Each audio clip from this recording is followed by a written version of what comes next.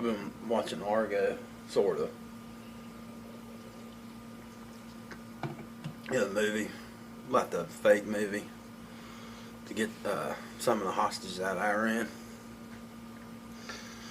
Man, I remember all that when I was a kid. That just creeped me out bad. They had them hostages down in the basement or whatever, and they put some food down for them and start spitting in it and all that. That and the Muriel boat lift or whatever. When Castro turned all them people loose in Cuba to come to the United States or whatever. It's supposed to be people seeking political asylum or whatever. A lot of them were, of course, but a lot of them were lunatics and criminals. Y'all may or may not know this, but the governor of Arkansas at the time lost his job because of it. They housed a bunch of refugees in Arkansas. And Bill Clinton actually did not get reelected that year, 1980 or whatever, because of it. I don't think he ever forgave Jimmy Carter for that. I think there's some animosity that still exists between the two of them. Because Carter he's the one that put a bunch of them up there in Arkansas. So, I have no idea how much of this movie is actually true. Except for one thing, I looked up the movie. And it's from a script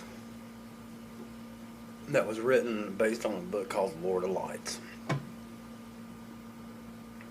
That's all I know. Lord of Lights was a Buddhist Western. That's what it's something like that in the description of it. But I'll tell you a movie that was made from the time period was Scarface, which of course is about the Muriel boat lift or whatever. I told you to tell him you worked in sanitation. That you were in a sanitarium. I have a lot of clear memories from that time. One of what seems to be an old memory, I would have been 7 at the time, is Castro. They had Castro on the television all the time, and he was always just yelling and stuff and pointing his finger. I didn't have any idea what he was saying, but I can just remember him vividly on the television, just raising hell. I mean, he was really getting after it. And it was by that time too that my granddaddy had a heart attack and went on disability. Went on disability just before he started working for cash. But man, that Reagan was elected, and that set off a chain of arguments between him and my daddy that lasted. Well, it lasted until my granddaddy told my daddy that anybody who voted for Reagan was a son of a bitch.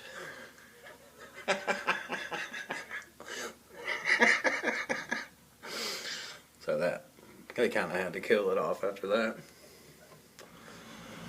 But somebody this weekend in Jackson's going to get called a whole lot worse, I can guarantee you that.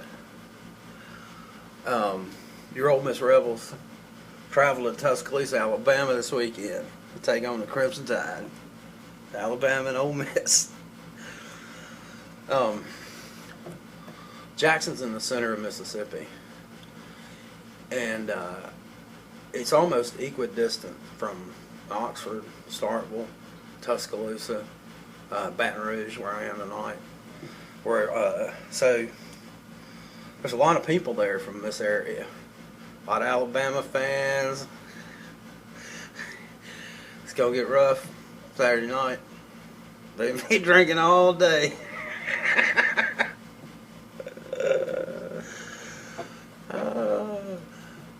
Ole Miss fans like to drink.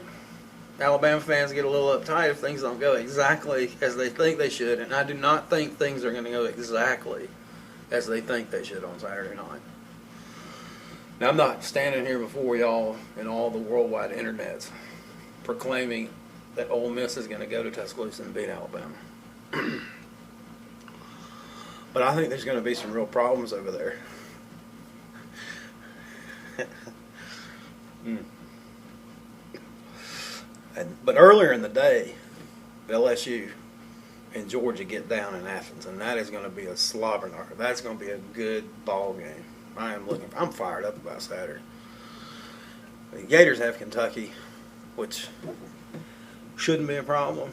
Now, Dr. Hillman can tell you, me and him have sat in the stadium in Lexington, Kentucky, and watched what shouldn't have been a problem at all turn into an emergency.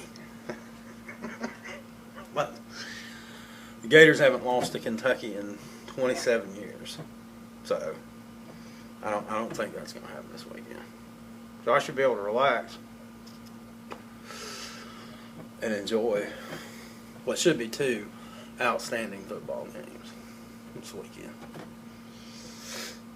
Now the Gators have a new quarterback, I'm not worried at all. Not at all. And some of the funk and depression has lifted off of me since that tragedy in Miami. I feel hope again.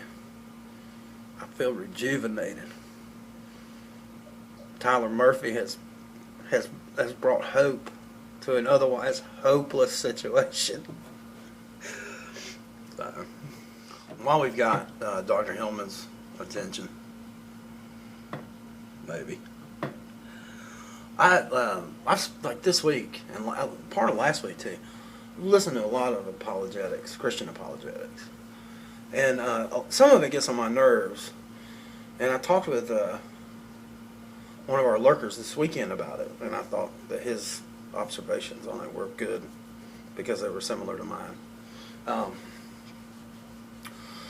The sort of not argumentative, but the sort of stuff that's set up to score points in debates and all this, that's just so. I'm not saying there's no place for the Christian, especially in that instance, to stand up and say, "Whoa, wait a minute, this is not the purview of science. This is not." But it's just people will make fools of themselves trying to force an argument that is not scientific into a scientific argument or whatever. Which, of course, the other people do this as well. They take science and try to twist it into something that's not scientific. So what you got sometimes, or what easily becomes, it's this kind of argument between, an Englishman and a Frenchman over the placement of adjectives. It's ridiculous. I don't particularly care for the competitive nature of it either. What is your concern here? Is your concern here to express the truth? Say the truth of reality that is expressed in the gospel, or whatever, the view of reality that's expressed. Or is it to score some silly points, like in a debate? I just don't. The discussions themselves don't have to be. Adam Parsons and I have these discussions all the time, and they're not set up to score points or to get a zinger in or whatever. It's not necessary. Now, all the fault for that does not rest with Christians by any means. I mean, there's some pretty aggressive people out there. But it's just. But anyway, I say all that to say that Alvin Flanagan has come up a couple of times this week for me, and you would think that Dr. Hillman might have something to say about that. Maybe he can enlighten us, because I'm gonna tell you what, the argument for belief without reason, that just tickled me, man. I mean, that really tickled me. But, of course, all Alan wants to talk about is football. That's all I want to talk about.